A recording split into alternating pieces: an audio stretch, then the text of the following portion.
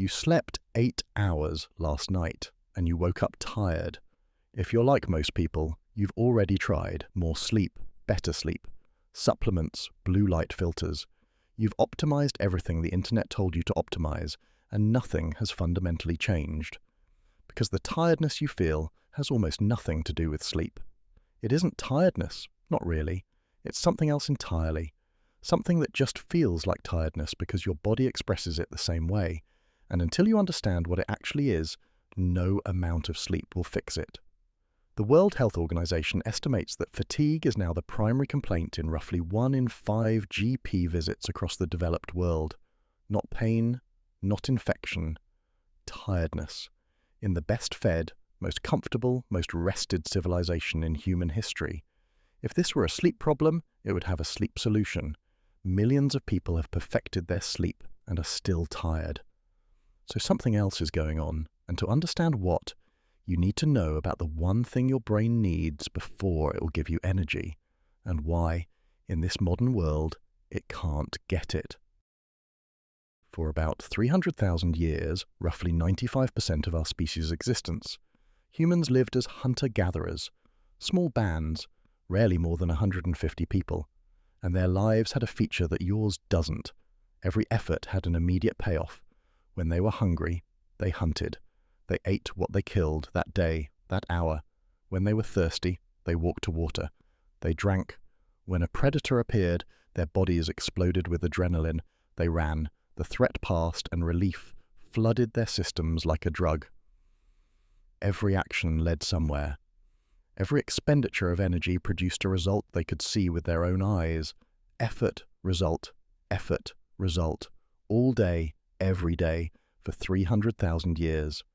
Anthropologist James Suzman spent years living with the hoansi people of the Kalahari, one of the last hunter-gatherer societies on Earth.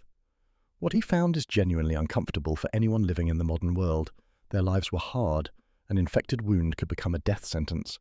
A bad season could mean hunger for the whole group. The nearest help might be days away on foot. Nobody would choose that life for its comfort. But they weren't tired. Not the way you're tired. Suzman didn't find people dragging themselves through their days, struggling to find motivation, staring at their hands, wondering where their energy went. They hunted, they ate, they built, they used what they built. They solved problems and saw the results the same day. The energy was just there because everything they did had a visible point, and their brains released energy accordingly. Here's why that matters. Over those 300,000 years, the human brain evolved to manage one critical resource: energy. In the wild, calories were scarce, and wasting them could be fatal. Every ounce of energy spent chasing something that didn't pay off was an ounce unavailable for survival. So, natural selection built an allocation system, a set of rules buried deep in your brain that control the release of energy. The rules are simple. An action that leads to a clear result, food, water, safety, your children surviving, gets rewarded, dopamine fires, energy flows, motivation surges, you feel alive and ready for more. An action with no visible payoff, the system clamps down, conserve, don't waste it. Because the ancestors who burned energy chasing rewards that never came didn't survive. The ones who conserved did, and they passed those rules down to you. This isn't a theory. It's the operating system you're running right now, and this is where it gets personal, because you already know this is true. When your brain sees the point of what you're doing, when it can connect effort to a result that matters, it floods you with energy, motivation, focus, drive. You've felt this. Think about the last time you were genuinely absorbed in something you cared about, something that mattered to you. You weren't tired. You could have kept going for hours. Time disappeared. The energy was just there, effortless, abundant, real. Now think about the last time you had to do something that felt pointless. A meeting that could have been an email. A task you knew didn't matter. A Sunday afternoon with nothing meaningful in front of you. The tiredness that descended wasn't physical. If the building caught fire, you could have sprinted down 6 flights of stairs without thinking. Your body had the energy. Your brain just refused to release it. Because it looked at what was in front of you, it did the calculation, and it decided the investment wasn't worth the reward. It's a 300,000-year-old energy conservation protocol executing exactly as designed, in a world it was never designed for. That question, is this worth the energy? is the key to everything. It's the question your brain is asking all day, every day about everything you do. And the answer it gets determines whether you feel energized or exhausted. Your brain is the same brain as those hunter-gatherers. Same hardware, same ancient rules. Nothing has changed about the machine, but the world around it has changed beyond recognition. And it's broken the things your brain needs before it will open the fuel lines. Think about your average Tuesday. You go to work, not to get food, but to earn money you'll receive at the end of the month, to pay rent or a mortgage on a place you'll own in 30 years. You save for a retirement that's decades away. You exercise, not because something is chasing you, but for a body you won't see until summer. You eat healthy, not because it's satisfying, the burger is more satisfying and you know it, but because it reduces your risk of diabetes, heart disease, stroke in your 50s and 60s. Now step back and look at what just happened. Every single one of those actions is disconnected from its result. You spend effort here, and the payoff, if it comes at all, arrives there. Weeks later, months later, years later, sometimes never, and you won't find out which for a very long time. Your dopamine system, the machinery that generates the feeling of motivation and energy, evolved to fire when the gap between effort and result is short. Minutes, hours, maybe a day. That's the window. That's what 300,000 years of natural selection calibrated it for. The average time between effort and meaningful reward in a modern knowledge job? 6 months, sometimes longer. Performance reviews, project completions, promotions, the loops that are supposed to make your work feel worthwhile take half a year to close, and most of them close with a conversation and a handshake, not the deep satisfaction of a meal you caught or a shelter you built with your own hands. Your brain looks at this gap and does exactly what evolution taught it to do. It runs the numbers, it sees effort going out and nothing coming back, and it downgrades the energy supply. Think about why New Year's resolutions fail by February. Every January, millions of people set a goal, lose weight, learn a language, save money, and the brain plays along for about 2 weeks. That's roughly the novelty window. After that, it asks the question it always asks. Where's the reward? And when the answer is, in 6 months maybe, the energy tap shuts off. By February, it's over. Not because you lack discipline, because your brain did a cost-benefit calculation using a formula that hasn't been updated in 300,000 years, and the maths said stop. Researchers at the University of Zurich and Loughborough University published a comprehensive review in 2025 confirming exactly this. The modern world has developed faster than human biology can adapt. The mismatches they documented, rising anxiety, falling fertility, skyrocketing autoimmune conditions, aren't random.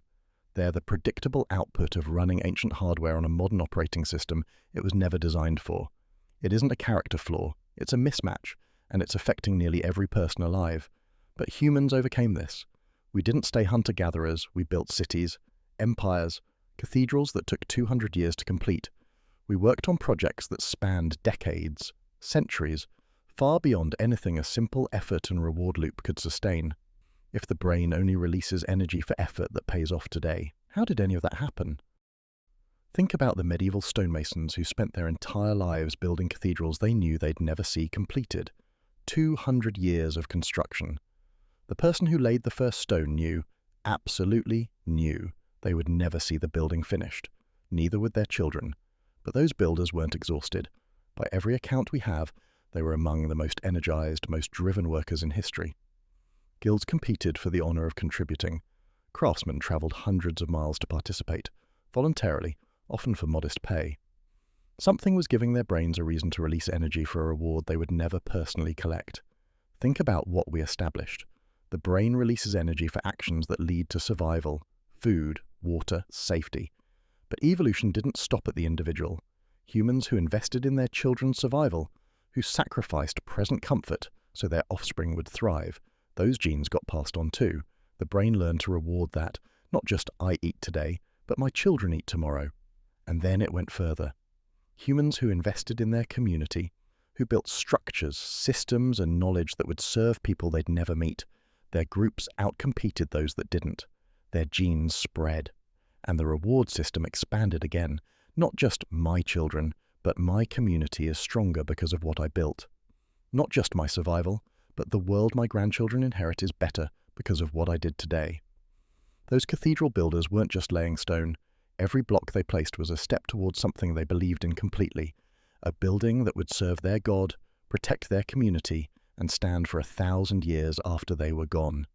Every stone was an act of faith that their effort mattered beyond their own life, and their brains rewarded it. Not because the loop closed that day, but because the effort was connected to something larger than themselves.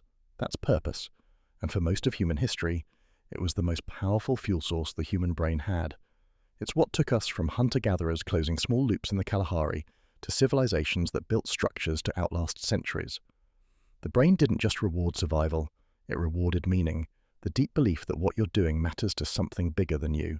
And when that belief was present, energy flowed, even for work that would take 200 years to finish. This wasn't just for cathedral builders. For most of human history, almost everyone had access to this fuel. Religion told you your suffering had a purpose. Community told you your contribution was needed. Family told you your sacrifice would live on through your children. Tradition told you where you fit in the story.